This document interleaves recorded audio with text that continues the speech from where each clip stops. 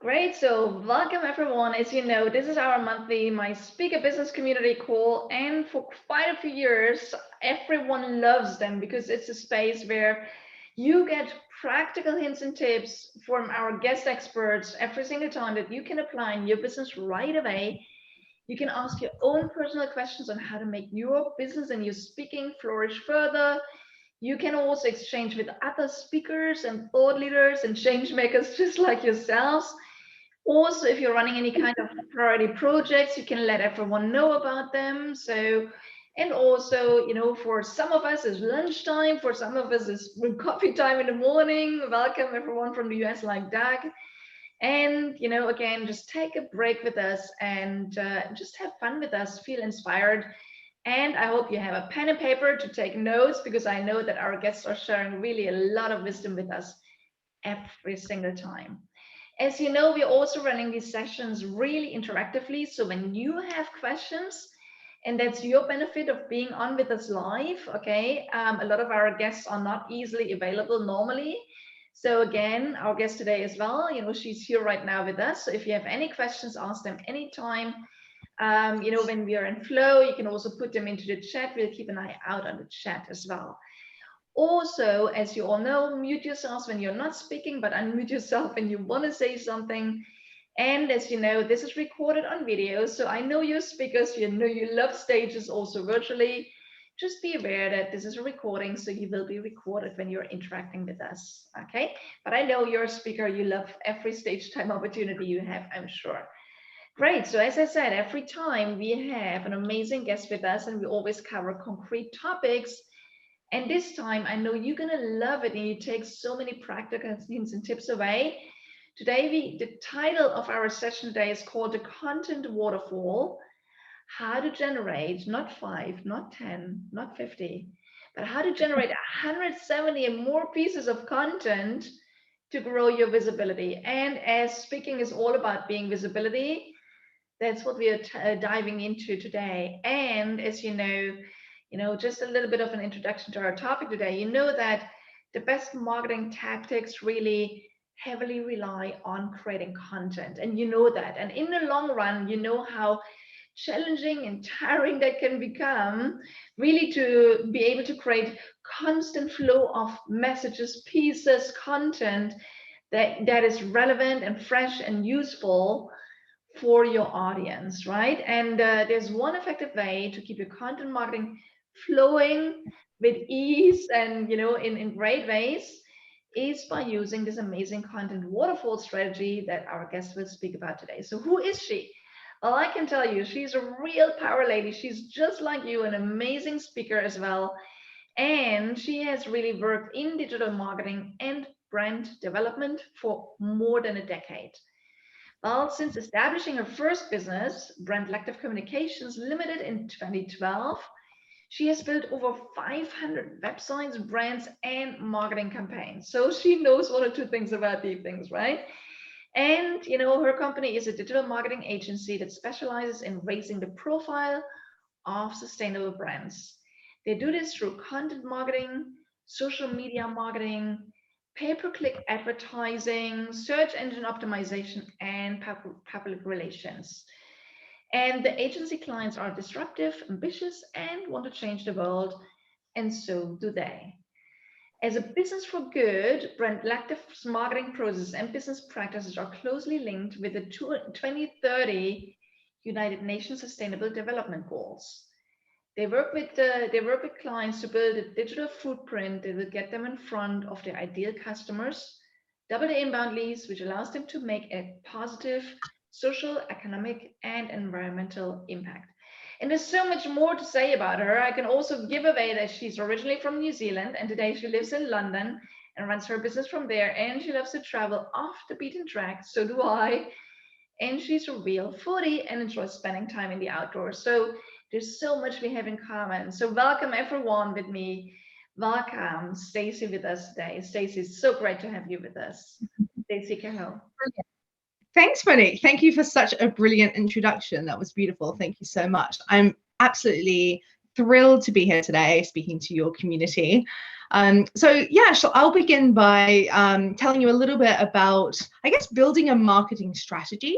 And then what we really want to dig into is how to raise your visibility, right? So how to gain the attention of your ideal prospects by utilizing a method that we've developed called the Content Waterfall. So it's a brilliant way of getting a really key message of yours out to as many people as possible across as many platforms as possible in as many different formats as possible. So it's actually really, really exciting. So as you've mentioned, I own a digital marketing agency, have done so for about 10 years. I'm also a published author. So I wrote a book in 2019 called Get Online, the 6 simple steps to building a digital marketing strategy for the non-tech savvy. And throughout the book, I cover off these 6 steps. Within one of them is the Content Waterfall. So I'd like to give you a bit of an overview, I suppose, of what they all are so that you can wrap your head around how building a strategy works. And then let's get into the nitty gritty. And I really want to just give you some tangible things that you can actually do today. These are things, it's very practical, and you can go away and actually start actioning this. This is not something that needs to go on your agenda for next quarter. It's something that you can actually start applying into your businesses today to help raise your profile. Something else worth noting, I suppose, is I'm also a podcast host. So I'm going to talk a little bit about audio content as well today. And also do a lot of speaking, as you know, and got lots of media opportunities. I've been very fortunate to be featured in Inc., in Thrive Global, in the Miami Herald, and Forbes, and BuzzFeed. There's lots of media coverage that's come off the back of some of the methodology that I'm going to be teaching here today. So without further ado, let's get into, I guess, what a digital marketing strategy looks like. And as Monique mentioned, I encourage questions throughout just so that we can help make sure that you get the most out of this session. And obviously, Monique, I'm sure you've got some brilliant questions to ask me along the way too. So the 6 steps that we initiate within our agency, they follow a 6C principle, because we do love methodology, and methodology helps us to remember exactly how to roll something out and makes it a nice, really tangible thing for you to be able to implement. So this follows a 6C formula. It looks like this. Step 1, connect. And I'm going to explain a little bit about what that means in a moment. Step 2 is create. Step 3 is captivate. Step 4 is capture. Step 5 is converse. And step 6 is convert. So let me take a little opportunity here to just explain what each of those steps mean, just so that you can wrap your head around, because I will almost place a bet that most of you are already doing a lot of these things, but perhaps not in the correct order. So let's see how we go with this. So the first step that we talked about is connect. And connect is all about how do you as a business, as an individual, as a brand, connect with your audience. So there's a couple of areas that we like to work on within Connect. One is your visual identity as a business. So that could be yourself, or it might be a business identity. So the colors, the images that you use, the fonts that you use. So that's sort of, very traditional branding that helps people recognize who you are when they see your logo or they see your website. It's very recognizable. But the piece that often gets skipped over, and I know a lot of the people in this room will have invested in this already, but the second part of Connect is understanding who your audience is and who you're actually trying to connect with. This is a very, very important exercise, because without understanding this and without really knowing your audience inside out, creating content and using the Content Waterfall method doesn't really work, and it's not successful. So we want to spend a little bit of time identifying who your ideal prospect is. Many of you will hopefully have already completed some kind of customer avatar or customer profile. I know if you've been working with Monique, you definitely know what these things are. And it's definitely an important exercise to revisit regularly. So what we mean by customer profile and avatar is that we identify who is our ideal prospect, who is the one person that we would love to sell to. I love this to be a real person, not a made up one, because let's face it, we've all made up our dream clients before and they don't always exist. So it's very important to focus on, who is one of your ideal clients? Who are you already doing business with? Who you love working with? They love listening to your advice. They take action when you give it to them. They pay you on time. Who is your perfect client? And we want to build this customer avatar based on that person because they are real and we want more of them, right? So we want to identify who they are, what sort of backgrounds they have, understanding their challenges and their pain points, identifying where they source information. So where do they spend time? Are they attending workshops or events or conferences? Are they subscribing to a certain magazine? Are they using social platforms like LinkedIn or Facebook or Instagram? We really want to understand who this person is and where they're going to figure out information, where they're going to find solutions to some of those challenges they have. Now, that's very, very important because in order for us to be able to create content, to be able to get in front of them, we need to know where to put it, right? So it's very important to identify where they source their information from. And I hope it's okay for me to share, but I do see quite a few challenges, or I guess maybe some of the biggest mistakes some business owners will make is they tend to choose that they want to build a business brand online, but they tend to choose the platforms they're comfortable with or the ones that they like. So they perhaps really enjoy using Instagram, so they choose Instagram. Or they're very, very comfortable with LinkedIn, have used it, 20 years in the corporate world and feel very comfortable with LinkedIn. And what they fail to do is actually identify what their customers need and want. So they go to their comfortable space or the space they feel most comfortable in and actually do all this amazing work, talk about their brilliant services or their amazing products, and it all falls a little bit flat. So when we see that happen, that's usually a sure tell sign that actually we've chosen the wrong platforms and we actually need to be looking at who's the ideal prospect and where are they. I did a really interesting exercise with my clients a few years ago, and I interviewed my top 5 clients. And one thing that I identified is that 4 of the 5 all subscribed to the same golf magazine. Now that's interesting because I'm a digital marketer. Obviously, we run social media services, etc., build websites, that sort of thing. And it had never, ever entered my mind to think to run an advert in a golf magazine. But here we are with 4 of my 5 top clients, all subscribing to that same magazine. So what an exercise like that does is it opens up opportunity. It opens up something that we may not have thought of before. So very important to have these conversations. The next question I usually get around this is, well, how do I know where these people spend time? And the only way to really, truly understand them inside out is to actually ask them. So if you've built really fantastic relationships with a client, just call them and ask, calling them and saying, hey, I've loved the work we've done together. You're a brilliant client of mine. I wish I had 10 more of you. You're brilliant. Do you mind if I get to know you a little bit better so that I can, perfect my marketing a little bit more? And people are honestly, they're more than happy to help. They find it very satisfying that you've even asked them. They feel honored that you've even asked them, that you value them so much. So it's a really, really valuable exercise. Sounds so simple, doesn't it? But it's something that's really, really powerful. So that is connect. So once we've identified, I suppose, who our ideal prospect is, and we've made those core decisions around what our brand looks like. So visually, these are the brand colors, that if I'm photographed, I'm always wearing a specific color, or if I'm always photographed, I look a certain way, just so that I'm easy to recognize. Then what we can do is actually move on to the second step, which is the piece that I'm very excited to share with you all today, and that's create. So create is all about creating content that speaks to your ideal prospect. Now, what type of content should you create? Well, there are 4 different types of content that I like to suggest because we all consume content in different ways. And actually, even as one person, we consume content in lots of different ways. And I'll share an example in just a minute. But the 4 different ways that we like to create content. The first one is something visual. So that's video content or images, something that visually captures the eye.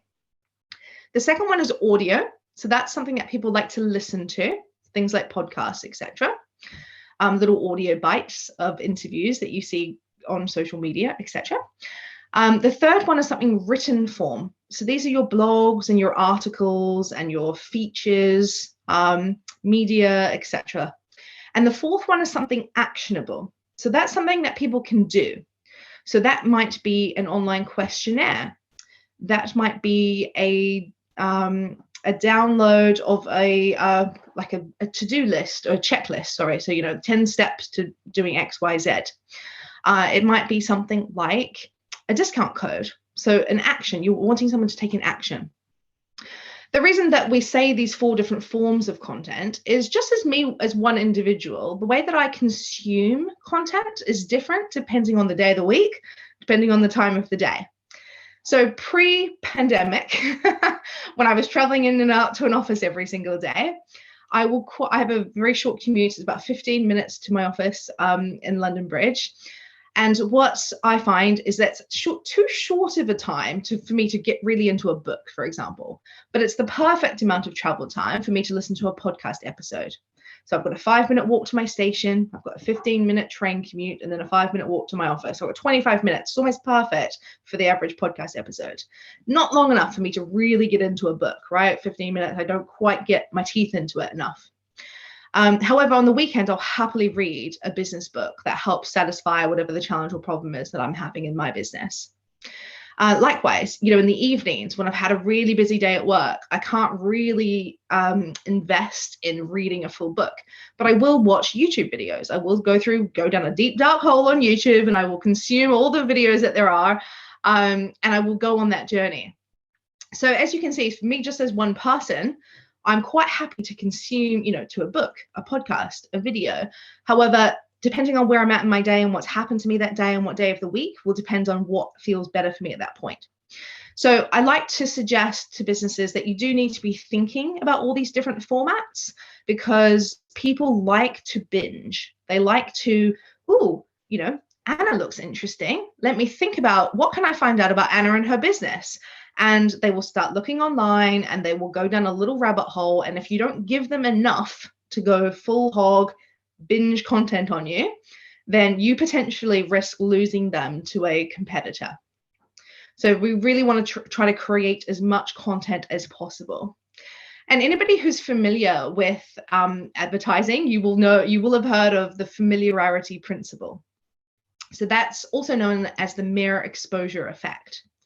And the familiarity principle, the mere exposure effect, essentially is the more that we see something, the more that we begin to like it, therefore we trust it, and so we want to do business. So it's that know, like, trust. And the mere exposure effect, familiarity principle, it's actually very fascinating because it's a psychological phenomenon. Because essentially it's based on no logic. There's nothing logical that makes sense. Just because I've seen something 12 times makes it more trustworthy, but there's something that switches in our brain that tells me that it's familiar, therefore I do like it, trust it, and I want to buy from you. So this is what we're doing with content, right? Because often people will think, well, I've got 10 videos on my YouTube channel and I've got 25 blogs. Surely that's enough. But actually, we need to make sure that we're creating enough content that people can really go down that rabbit hole and binge. And if anybody has followed any of the Google studies, particularly around ZMOT, so the zero moment of truth, the zero moment of truth basically suggests that people need to see content at least across 11 touch points before they'll make a purchase decision. And often that's across 7 hours and 4 different locations. So there's a methodology that we're often talking about called 7-11-4, 7 hours of content across 11 touch points across 4 different locations. Then people are ready to say yes and purchase from you. So this next piece that I'm going to share with you, the Content Waterfall, will actually help you to identify how you can be doing this at scale so that you don't have to get completely, overwhelmed with the volume of content that you need to be creating. So the Content Waterfall.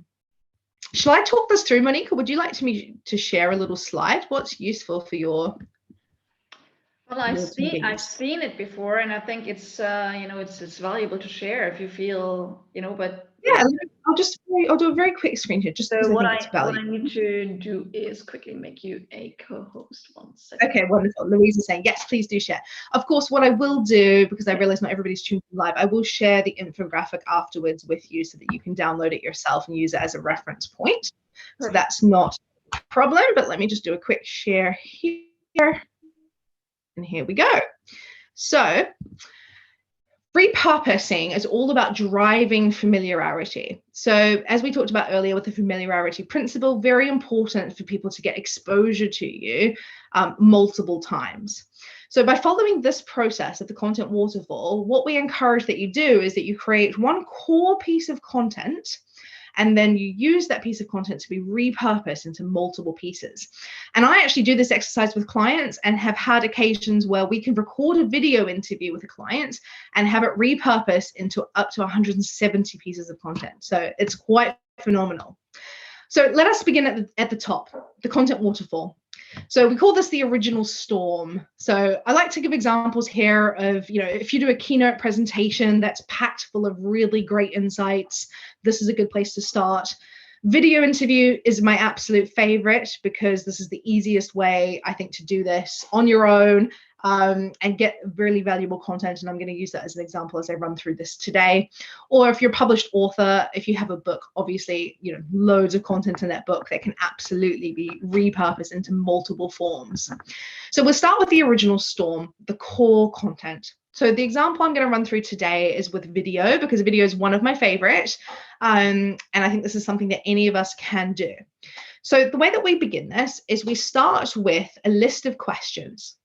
So this is why the customer avatar or profile is so important to have established, because what you want to do is write this list of questions that is based on what your ideal prospect needs to know about you.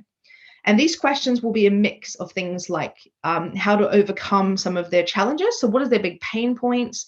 What challenges do they have? They could be things like, what are their values, and what's the price? What are they looking for? What's the end result? You also want to think about, I suppose, what they need to know about you that differentiates you from any of your competitors in the market. So you want to write this big long list of questions. I'm looking for 15 to 20 questions that really, if a client was going to do a Google search and try to find out everything they wanted to know about you, what would they be asking?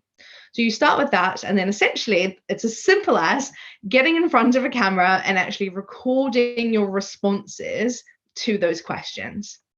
So one by one, and usually if I'm doing this in person with a client, it's probably about 45 minutes to 60 minutes, an hour or so of me interviewing them. I'm firing these questions at them.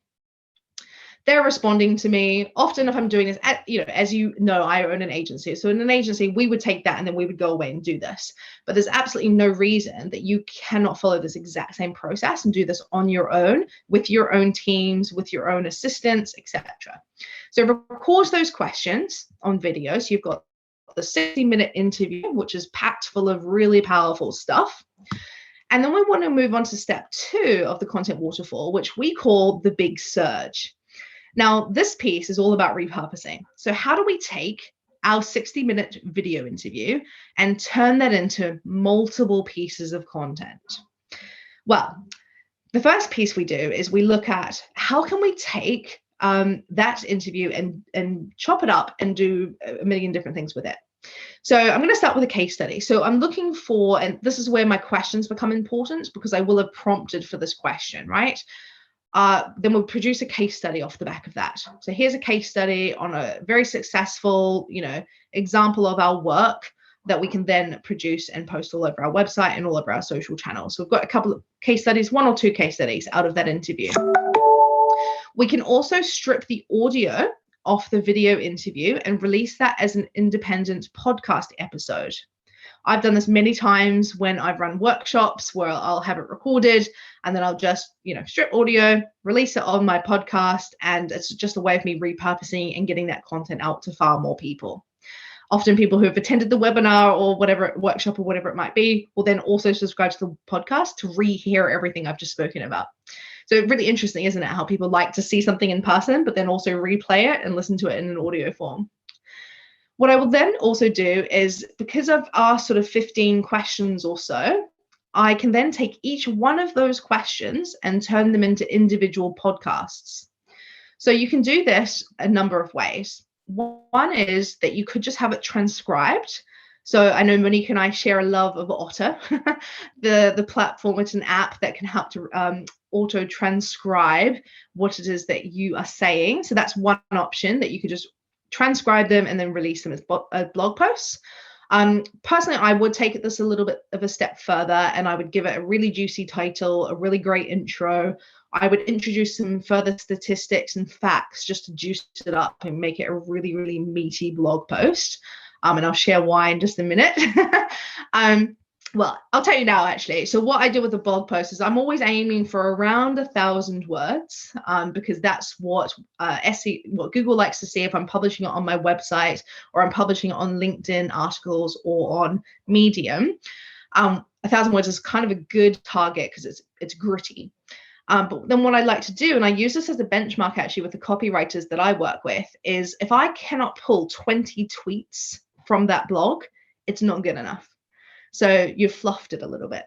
So it's a nice little benchmark for me that if I can pull 20 tweets, because it's packed full of insight, packed full of statistics and facts, then that's fantastic. And I'm going to get another 20 tweets out of every single blog post that I've produced. As you can see how quickly things can scale, right? So we've got the video, we've got a case study that's come out of that. We've got a blog post for every single video that you can then embed the little snippet of video in. And then I've also repurposed that into 20 tweets per 15 blogs. So it's scaling really quickly. The other thing we can do is take from that original interview a how-to guide. So again, this is in the phrasing of the question. If I prompt a question like, how do you XYZ?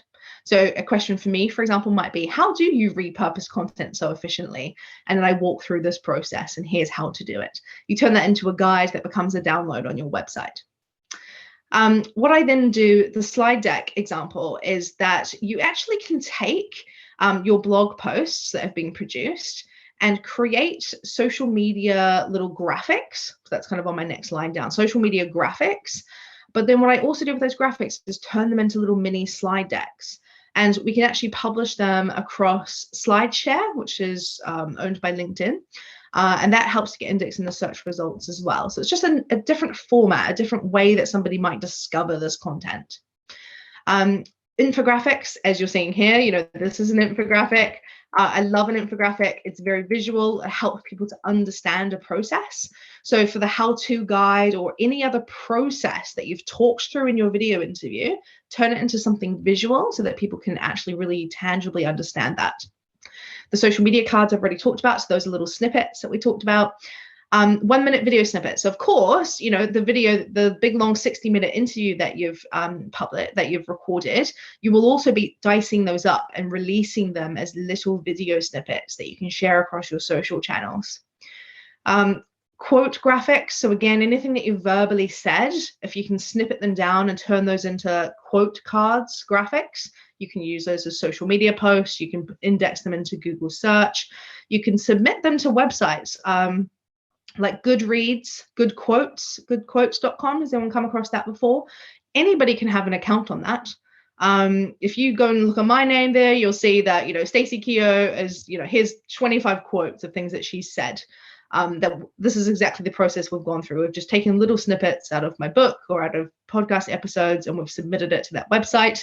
And then what you will find is other people visit Good Quotes to create quote graphics for their own social media, and they end up quoting you almost like you're a celebrity, which is quite nice to see sometimes.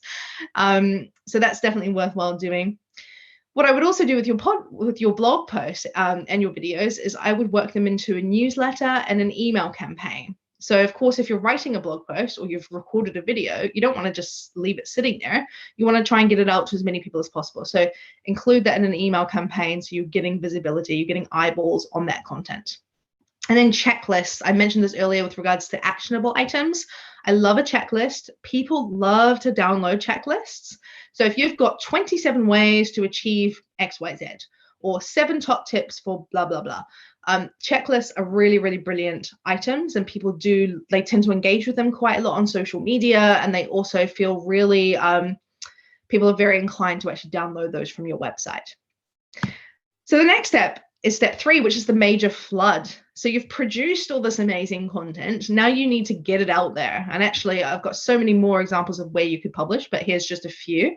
So you've obviously got your LinkedIn posts, you've got your LinkedIn articles, you've got your Pinterest boards. Pinterest is so interesting because many of us, especially if we're in a service-based business, think Pinterest is not for us. But I love Pinterest because it actually indexes in Google search very, very well. If you do a search for my name or my business name, almost all the images that show up are pulling from Pinterest. So it's a really interesting way to get into the search results. So even if you feel that Pinterest isn't the right platform necessarily for your audience, it is quite a nice way to get some visibility in Google. So I definitely recommend looking at Pinterest. Obviously your Facebook posts, your Facebook groups, your tweets that we talked about, your Instagram stories, your Instagram TV. Obviously now Instagram has Reels. Your timeline posts. You also want to be thinking about those other platforms like Medium. If I've got a blog post, I should be publishing it on my website. I should be releasing it as a LinkedIn article, but I should also be publishing it on Medium. It's a free platform. It indexes well in Google search, and you just never know how people are going to come across you, right? So there's lots of different platforms that you can use to actually distribute content. So I will stop sharing there because I think I'll come back and see everybody's faces if that's okay. But it's quite helpful, isn't it, to be able to actually see, let me put my video down, there we go, to be able to actually see the visual of how you can actually repurpose. Now, I could keep talking for a little bit, but I think it might be worth me opening up just for a minute on questions, because at this moment, I usually find people are a bit like very excited or very overwhelmed. So tell me how you're all feeling. I love it, and I know it, and I have your book and read your book, and Stacey, you and I are working together anyhow, so in many ways, so that's beautiful. So I'd like to give the floor to Doug and Louisa and Anna. Is there anything you would like to know?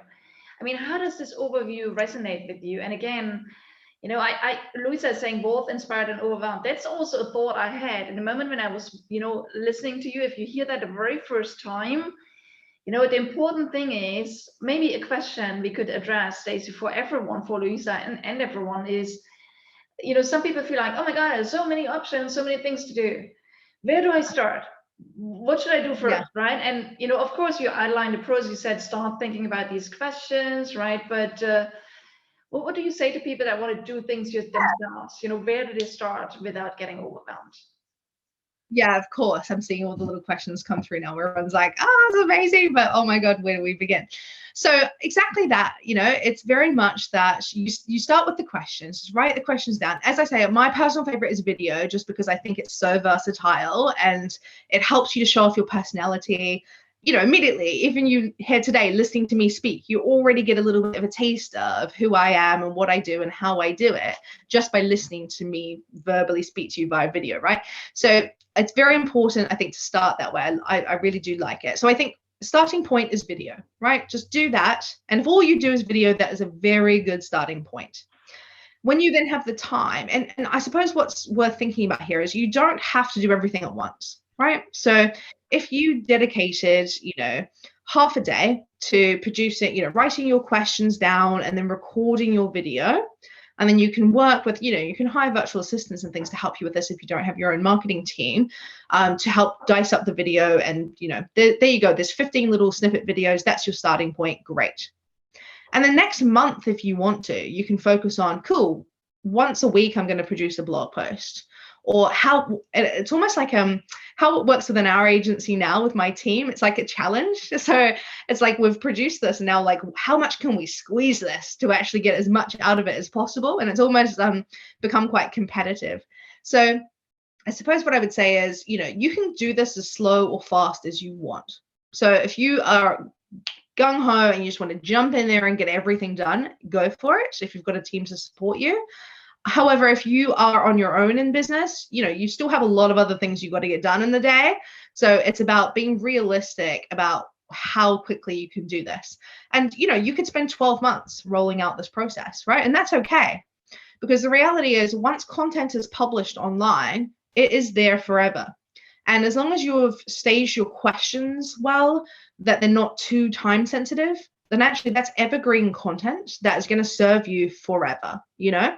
So once your YouTube channel is there, people will watch that for years to come.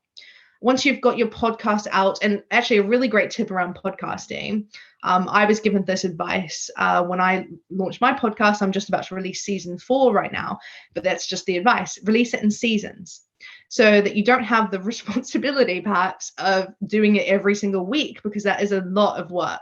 Whereas if you release, 10 episodes, even if it's a season per year, then you've got 10 episodes out this year, 10 episodes next year. I found that advice really useful because I did feel a little overwhelmed about the commitment of releasing a podcast. So actually, seasons is a brilliant way to do that, where you don't have to, you're not tied into doing it forever, I should say. Yeah. So, do this at your own pace. It's exciting. It's fun. And I think for a lot of you that are running businesses, you will find that you're always going to be the spokesperson, right? That's what we're all here to do, to raise our profile, to give ourselves visibility, to become speakers. So you're not always going to have the time to do all of the stuff behind the scenes. But if you can do that first piece, speaking to camera, answering the questions, identifying the challenges and problems, and overturning objections for your prospects, in the long term, you can have people behind the scenes that are really doing the hard bit of it for you. But at least the messaging is accurate because that's come from you. So I can see there's a little question coming up here, I think. And I think there's Stacey, also Lisa, and I know I saw that you probably had another question. I don't know how urgent that is right now, but I think there's a few more steps we really want to cover, Stacey, because also what Luisa is saying here, like I've done a lot of video and I've done a lot of stuff out, but it didn't convert. So why don't we keep going through the other steps? Because we've only been at the second step, so that everyone gets a complete picture and idea, because I think the convert part is also really, really important. So why don't we go through that and then we address every other questions at the end. Is that okay, Doug, with you and everyone? Great. Okay. Amazing. Okay, wonderful. So thank you very much for your questions. And I know it's kind of exciting and, as we say, overwhelming at the same time. So the third step, so we've created all this fantastic content, right? So the third step then becomes captivate. Now, captivate is all about advertising, really. It's about how do I get what I've created in front of those ideal prospects that we identified in step 1. So for a lot of businesses, this will be things like your Google ads, your Facebook ads, your LinkedIn ads. But if you're a smaller business, this can be done organically. So it's captivating the attention of, so getting that content in front of the right person. Sometimes this can be done with PR as well, public relations. So Facebook ads is one of my favorites. We do a lot of these sorts of campaigns for clients. It's a very cheap, effective way to kind of get in front of people. So we're captivating their attention. And then the fourth step is capture. So how that differentiates, capture is how we're actually getting their details. So Monique made a very interesting conversation in the green room before we started the episode today. We were chatting a little bit about outreach and what do we do to actually connect and make sure that we have the control to connect with our ideal prospects. And step 4 is just about this. So we've delivered great content, right? We've put this amazing content out in front of people, but now we need to get their details in order for us to start a relationship with them. So this will be your lead pages, your downloads, your lead magnets, your little pop-up forms you have on your website to capture the information. So we want their name, we want their email, and we want their phone number. And maybe you don't need the phone number and email simultaneously. It will depend on your market. It will depend on what you're selling, but you really want to make sure that you're capturing their information. So that was step 4, capture, which brings us nicely onto step 5, which is converse. Now, converse is my favorite piece. Well, I know I confessed earlier, create was my favorite. Maybe I'm jumping back and forth here, but converse is my favorite because I absolutely love the relationship development. And this is an important thing to highlight because I've captured their information. So I know, here's Monique, I know her name, I know her email, and now I can begin building a relationship with her. What we all don't like to see, and we've all been there, is when someone is pitching you immediately and selling you something, and it's very uncomfortable, right? And the reason that feels uncomfortable and it feels icky and we don't like it is because that particular brand or person has not taken the time to learn about us yet.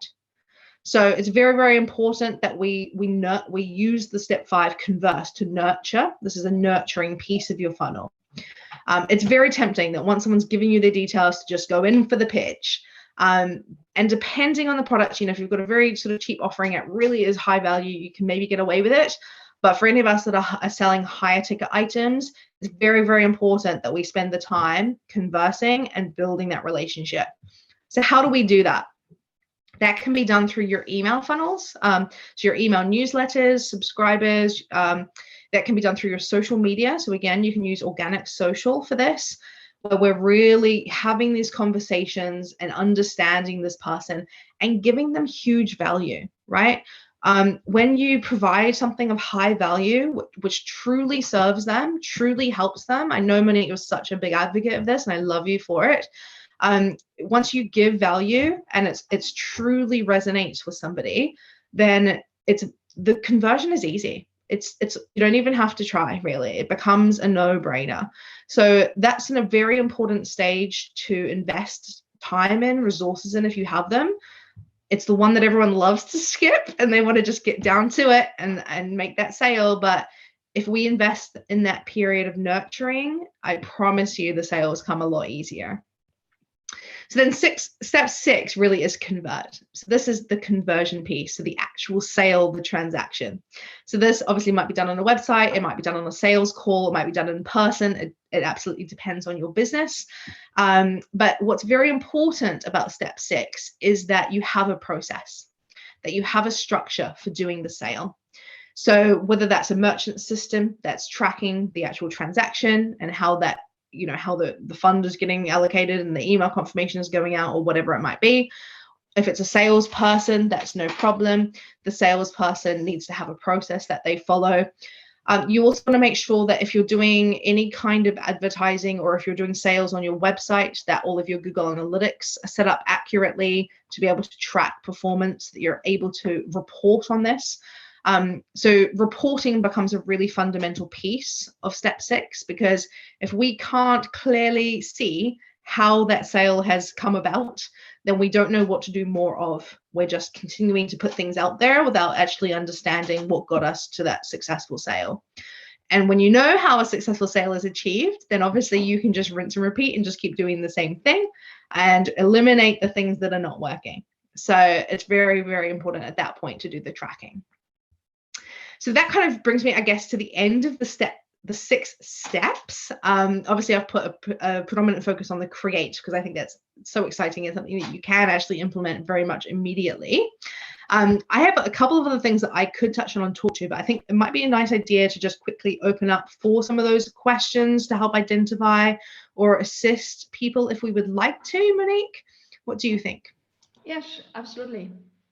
Yeah. Okay, so I saw the question earlier from Louisa about conversion. So yeah, so you said you've done lots of video content, you've got a YouTube channel, but nothing's really converting. And same for LinkedIn and Instagram. So my first thought there, I don't know your business exactly in terms of what you do, but my thoughts there's a couple of lines of thought. One is you might be on the wrong channels. So it might be that whoever it is that you're trying to do business with isn't actually on those channels. If you think that that's wrong and you're like, no, they're definitely there, I know they're there, it might be around your messaging. So have you got your messaging clear? Are you identifying their pain point accurately enough? And are you giving them enough social proof to do business with you? So this is it's a tricky thing to do for yourself. And sometimes you do need some outside perspective. So it could be worth doing this within an accountability group of some sort. But what is the unique selling point that you have compared to your competitors? In some industries, that can be really tricky to identify. I work in a very tricky industry, digital marketing. All digital agencies pretty much do the same thing. So actually differentiating and giving people a reason to choose me over somebody else. The only way that I'm able to achieve that is through being a published author, and I've become a #1 Amazon best-selling author. So that's a USP for myself. I have a framework, which you've just seen. So I have a 6-step framework plus a content methodology that we go through. That's a point of difference. And then I have these, I get media coverage for some of the work that we do. As you also know, I work in sustainability. So there's a whole sustainability piece that I talk about there as well. These are the things that make me slightly different. Otherwise, what I do as a digital agency is really similar to any other digital agency. So you're asking, what proof should I consider to give them? Your transformational business strategist. Great. So the social proof needs to be in the form of case studies. So I would look at interviewing a client that you've done business with, that you've done really successful work with, build a case study, a really solid case study for that particular business. Obviously, if they're a known brand, excellent, because you can use the power of their brand to help lift you as well. No problem if they're not. I work with very small businesses, so often they're not recognizable brands. But if you can get a really juicy case study that shows the result or the outcome of what you actually did, that helps to get people over the line too. The other thing that could assist is actually some of this, I don't know how much live content you do in an interview format. So one thing I love on LinkedIn Lives is to do a LinkedIn Live, where you're perhaps interviewing it could be a client, or it could be a potential prospect on the challenges that they have in transformational business.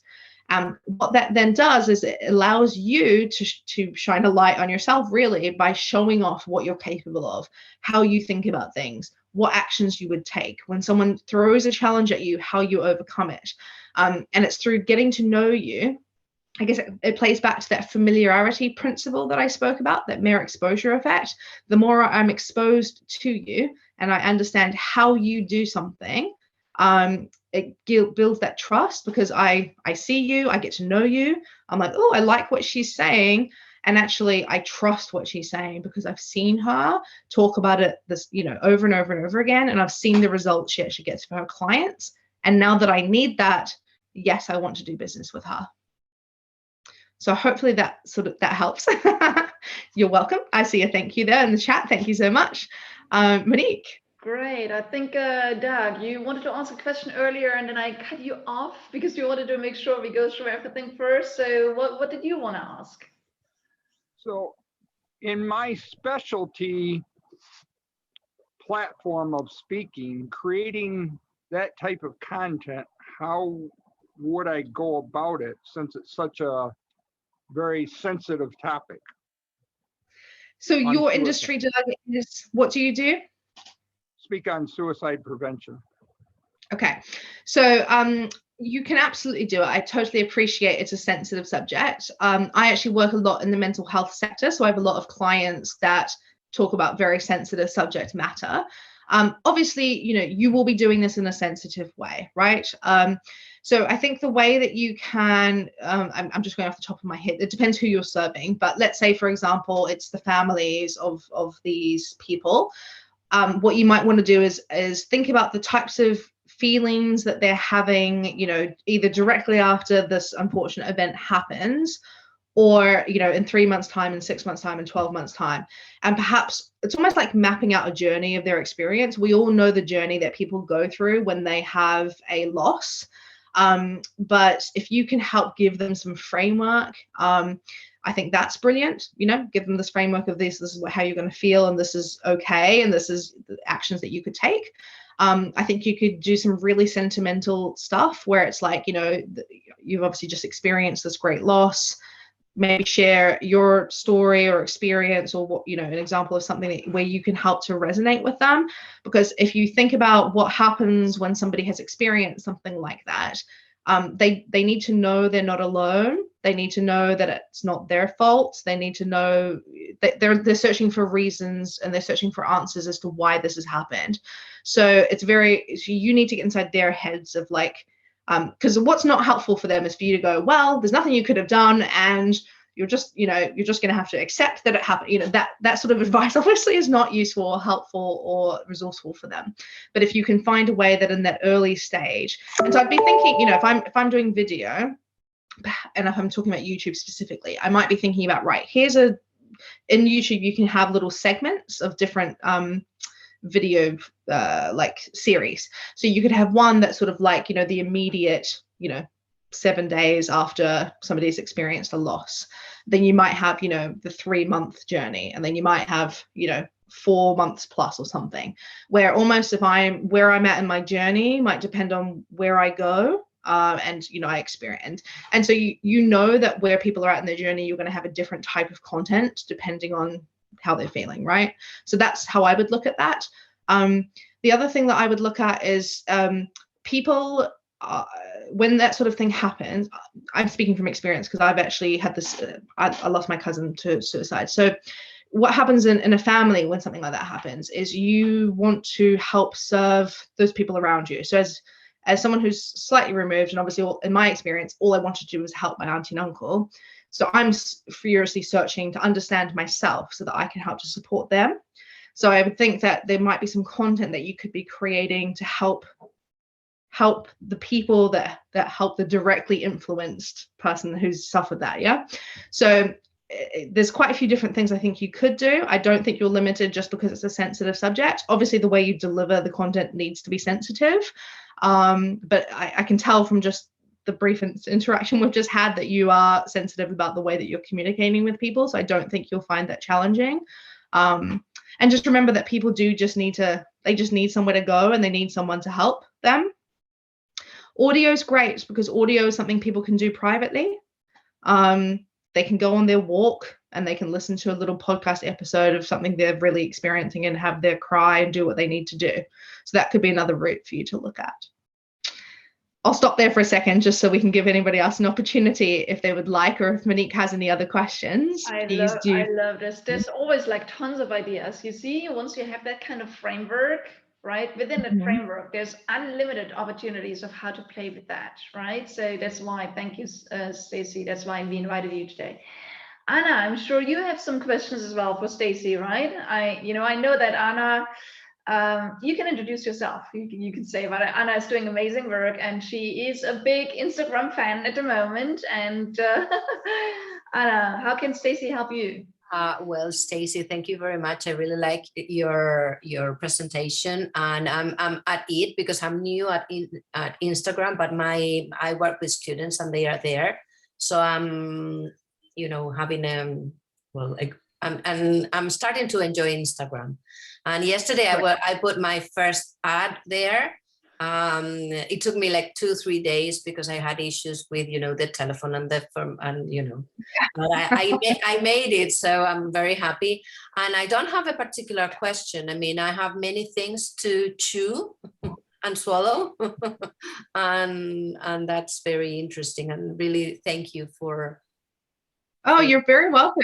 Well, congratulations on getting your first advert live. That's really yeah. And I'll give you a quick little tip on advertising, because one thing we've been running quite a few ads recently, and we've got some really great framework for that too. One is that we love to start with video content, as you may or may not have realized is my favorite thing in the world. So starting with a little short video ad, because that helps the brand visibility. People get their eyes on it. They get to understand who you are and what you do. And then what we do is that we take the people that have watched a certain percentage of that ad and we put them into a separate audience, and then we retarget them with an actual static ad with a call to action. So we find that actually helps to improve conversion rates, because you're not going at them cold to take an action when they don't really know anything about you yet. So you give them that little branding experience, and then you kind of re-hit them with another ad that's more of a call to action. So perhaps give that a go and see how that works for you. Thank you for next time. I mean, this time. Yeah, definitely one step at a time for sure. Yeah, I really like what you said about one step at a time and take it easy, and taking time, taking like 12 months. And I was like, oh my God, I'm just starting. Yeah, yes, exactly. Well, Monique made a perfect point earlier about the framework, because exactly when you're looking at, and I will share the infographic with Monique and her team so that she can share that with you, is you almost use it like, you can have it kind of printed on, the corner of your desk, and then you're like, right, I have some content time. What can I do? And you can just scan through it and go, cool, I can turn that video into a blog. Great, that's my to-do today. But because you've got this framework, you can just pick and choose the bits that, what do I have time for? Well, I've only got 15 minutes. So why don't I take, a blog post I've already produced and just pull tweets from it? Great, done. Whereas today I have 2 hours, so why don't I, write a full-on 2,000-word article? So, that's what's beautiful about it, is you can use it as it works for your business. And as long as you're always thinking, do I have something visual? Do I have something audible? Do I have some kind of action item? And do I have something written? At least that way you're covering all of your bases and you're giving yourself a good opportunity to reach, your ideal prospects, however they might want to binge on you. Right. And I think what's also, maybe as a little bit of a summary, I think what's also important to keep in mind is that we are not just creating content and we get everything out because we have a campaign or we have an event coming up or something, and then we stop. So we should never make it a stop and go, right? So I think that Stacey has shown us a really powerful framework that, again, all of you, and including myself, we can use to really keep producing something. And again, if you kind of bulk produce it, like what you say, Stacey, you say, like half a day, I produce not one thing because I need to get the next thing out, but we produce like 10 or 20 or 30 things, and then we're covered for the next month or two. I think that's a powerful approach because sharing content, the key of success is inconsistency, right? So I think that's also something to keep in mind. And again, even what you're doing right now, Anna, like with your little videos, or even if you create something a little bit bigger, right? Again, use it again and again. Make sure that you kind of take little smaller bits and pieces out of it. You take smaller bits and pieces and you combine them into something bigger again. So that gives you really like a way of getting something out consistently, which is important, right? Absolutely. You couldn't have said it better. Great. Okay. Any more burning questions, or you're good? I know Doug already had to run, but I hope everyone that was here, we served and supported you in the greatest ways. Yes? Thumb up? Perfect. Great. Stacey, do you want to have some inspiring message to round everything off at the end? Once you are... Well, my final point that I would just make is just start. I think it's very easy to look at this and go, wow, there's a lot to do. But I think, small steps, I like to use the term micro impacts. It's doing something every single day, even if it's 5 minutes. So please just start to take action. Don't put this on hold. That's something that I need to get to at some point. Just start. We do the avatar. We identify the challenges and problems. We identify the source of where they are, and then we just start. And this is not about being perfect. This is about being visible. So visibility is key. Just get out there, get publishing. And actually you will find you gain the attention of your prospects far more quickly the more visible you are. So don't hold back. Perfect. And that's what I keep sharing and encouraging everyone, inspiring everyone. Keep boosting your visibility, be out there, be visible, right? And I love what you said. It's not about being perfect, it's all about being visible. So that sums it up today. Thank you, Stacey, for sharing your powerful framework with our, beloved and inspiring, members of our tribe. Anna, Louisa, Doug, and everyone else. You're doing such amazing work. So we love you to really get more heard and seen out there, and not only get more heard and seen out there. I think remember the 6-step framework from Stacey. We want to make sure that you also get results. We also want to make sure that you're not just beating the drums, but people start beating with you and they love playing with you and they start working with you this way too. But again, keep in mind what Stacey said in this loud, crowded world today, the 1174, right? Again, we need to make sure that we're constantly visible in different ways and we touch the nerve and the preference and the possibility of how people take our content in. Because the more they do, it's just this 11th or sometimes the 20th time or the 50th time they see us, and then suddenly they make a bigger investment. So it's really all about being there and guiding people and building relationships so they start liking us, trusting us, wanting to work with us. Thank you, Stacey. That's been amazing. Thank you for sharing us with your wisdom and inspiration. And I feel like, again, even inside of myself, even more fire. You gave me some additional ideas of what I can do. Thank you for that. And everyone that wants to be in touch with Stacey, please connect with her. She is part of our Heart Power Global Nation. You can find her there as well. Okay, so connect with her there. And yeah, thank you, Stacey, for being on. Thank you, Anna, Luisa, Doug, Stacey, for all of you doing the amazing work you do. And I hope this session was serving you. And next month, again, we're going to have another My Speaker Business community call, and I hope to have you back. And make sure you bring your friends, because again, this is such genius and wisdom we are sharing here. We want to share that in the greatest way. So thank you, thank you, thank you. Have a fabulous day, and we'll all be in touch. All the best. Thank you, honey.